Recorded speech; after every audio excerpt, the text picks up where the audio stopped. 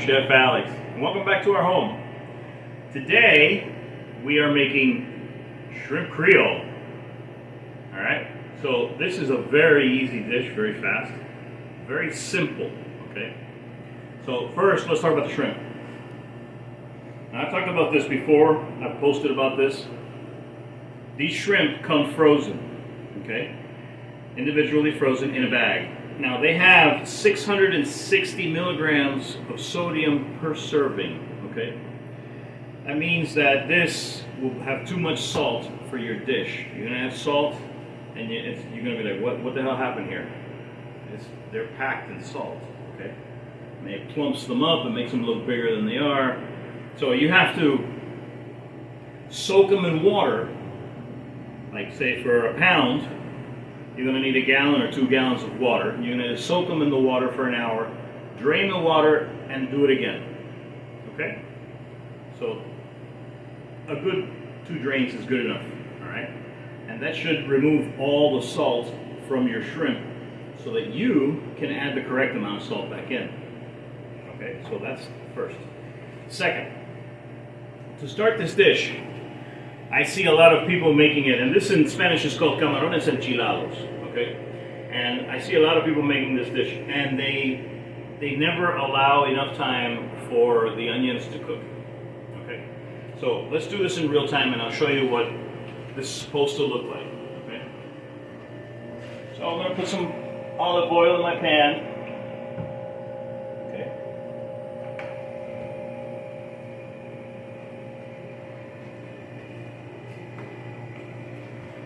It does not need to be hot if it's a non-stick pan.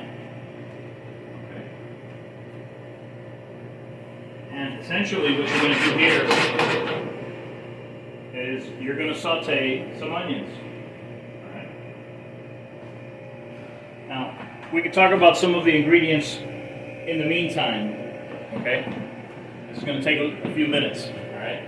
So don't think that you're going to throw your onions in there and then 30 seconds later you're going to put your shrimp and you're going to expect this to miraculously be done. No. You got to put in the time. Okay? So, we're going to serve this with some polenta that I have over here, if you're wondering what that was. Now, our ingredients are easy. 1 can for 1 pound. This is 1 pound of shrimp, okay? And these are, I believe, 21 26s. And this is 1 can of tomato sauce. We're going to add some parsley, some garlic, salt, pepper, and some white wine. That's it, okay? This doesn't take any hot sauce until it goes to the table, all right? You don't put hot sauce in this. You put it out on the table, and then people put the hot sauce on it as they want, okay? So it's starting to sizzle. You can come over here. And you're gonna keep it moving.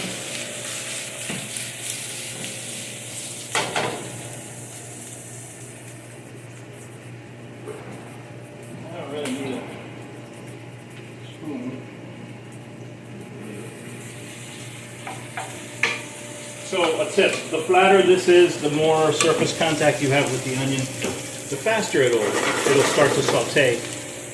And you don't really want to brown it, although browning really won't hurt it, okay? It won't hurt it at all. A little browning on the onion actually is nice. Don't fry the onion. Don't brown the onion to the point of burning it and then saying, oh, I browned the onion. No, you burnt the onion, okay? I'll show you with some little tips. See, like right here? You can see them already starting to brown on the edges. I don't know if you can see it on the camera. And that's okay. But what you really want is you want this to cook, because I'm going to tell you why. This onion won't have the time to cook when you make the dish, okay? So what we're going to do here is we're going to saute it until it's nicely cooked, and then we're going to add our ingredients at the end. Because if I were to add the ingredients now, everything would be done except for the onion, and then you'd have crunchy onions mixed in with your, whatever it is you're going to put it with, your polenta or your rice or whatever. Okay. So, as you can see, it's starting to give me a little color, you see?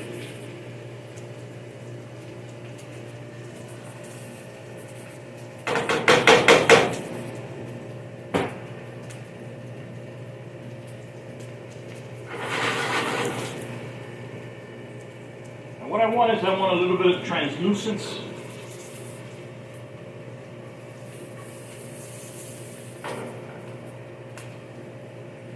Don't try that at home. I'm used to it. So as you can see right here, it's already starting to get a little translucent, but people will want to start at this stage. This is not the correct stage to start at. You have to go further, okay?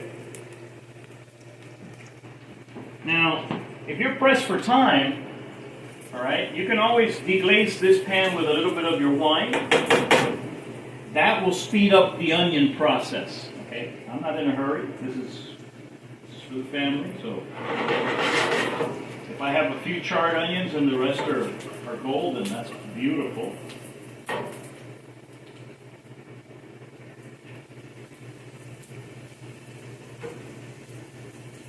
A little bit more to go here, just a tiny bit more. See, the misconception is you put these in there and then all of a sudden, no, the onions aren't ready. You know, they're that thick. They're extremely dense with water and acids, and they're going to take some time just to get them hot on the inside, and then they got to boil on the inside, and then they got to get soft. Okay, so. Now that we're at this stage, I'm going to add my garlic. Now this is about a tablespoon of granulated garlic, maybe a tablespoon and a half. Okay. We're going to go with a teaspoon of parsley,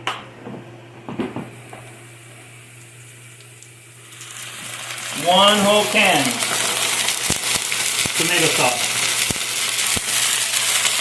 And now we're going to toss it a little bit.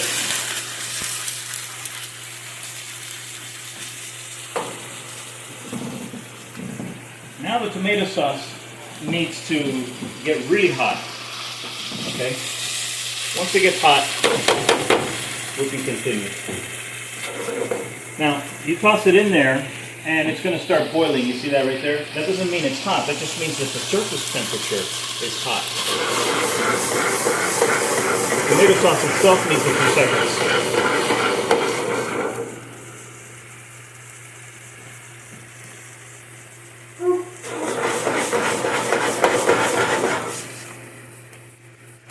Alright, so that's just about ready there. Now our next step, we're going to add our white wine. And we're going to crank up this heat.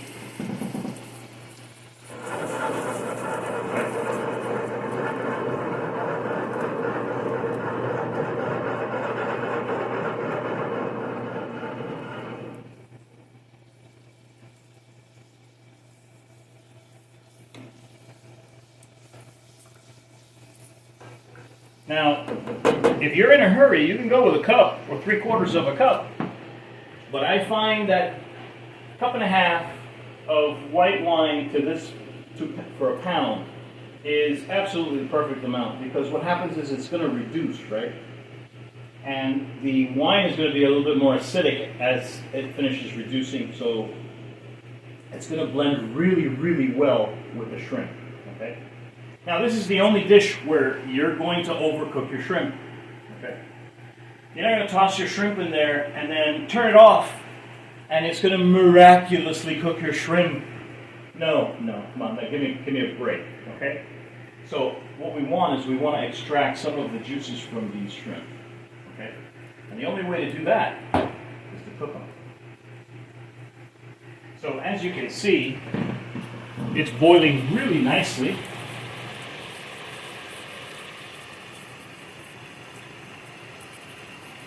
And I have a pound of shrimp that I have not seasoned at all. The only thing I've done is I've desalted them. Okay.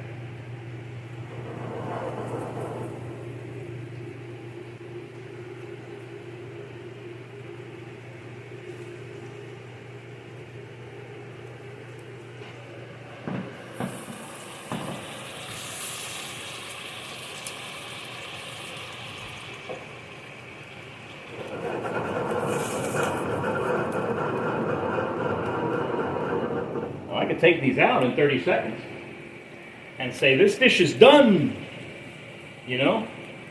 But that would be a crock of crap, okay?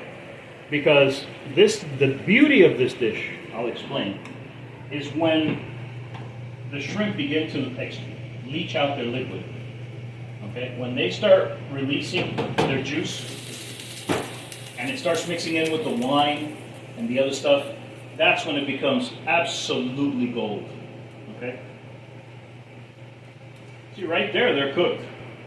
You know, you can lie to yourself and take them out and say, "Oh, they're done." No, they're not done. The dish itself is not done. Okay? A little bit of salt. Good amount of black pepper.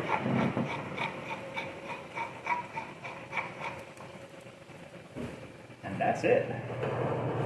Now we reduce this bad boy, okay?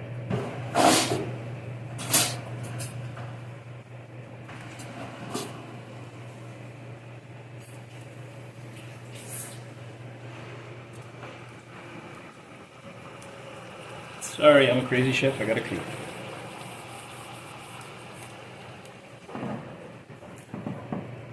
So, while we wait for that to be done, I can wipe this down a little bit. Get it spotless.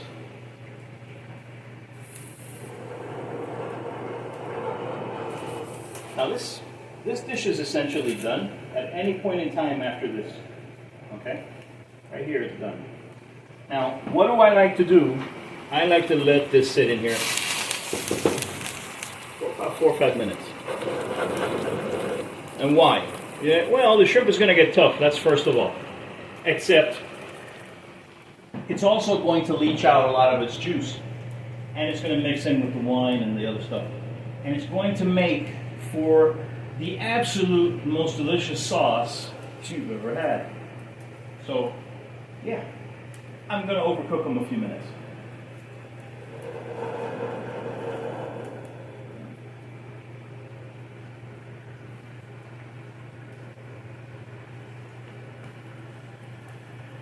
Now, while that's done, let me show you how we plate it.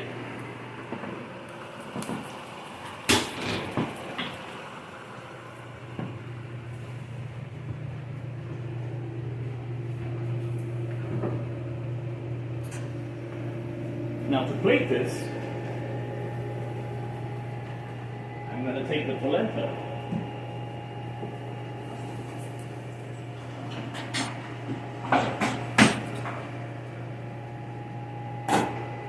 Notice how it's just going back there. Okay, we got our nice hot polenta here.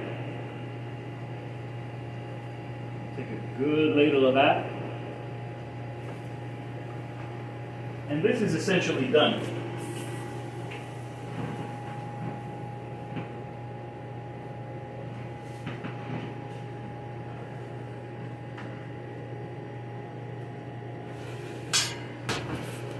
As you can see, that's our shrimp Creole.